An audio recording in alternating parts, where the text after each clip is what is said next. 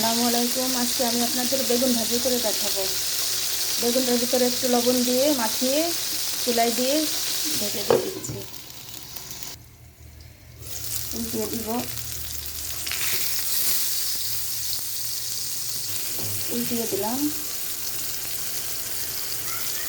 এই পাশটাও ভাজা হয়ে গেছে, এখন উঠিয়ে নিব।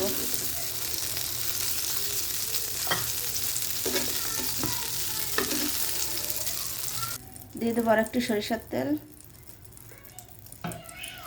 তারপরে দিয়ে দিব পেঁয়াজ কুচি আর শুকনো মরিচ কুচি। শুকনো মরিচ যেরকম করে বেগুন ভাজি করে খেয়ে দেখবেন, কত মজা লাগে। আমার কাছে তো ভালো লাগে, আপনাদের কাছে কেমন লাগবে জানি না। দিয়ে দেবো একটু হলুদ গুঁড়া, যেহেতু আগে আমি হলুদ গুঁড়োটা দিইনি, এখন আমি দিয়ে দিচ্ছি। পেঁয়াজটা আমার এক পর্যায়ে ভাজা হয়ে গেছে, এখন দিয়ে দেবো আমি বেগুন ভাজিগুলো।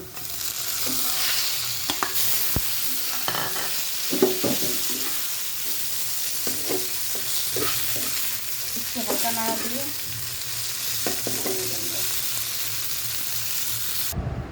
হয়ে গেছে আমার বেগুন ভাজি। ফ্রিজে ঢেলে নিয়েছি।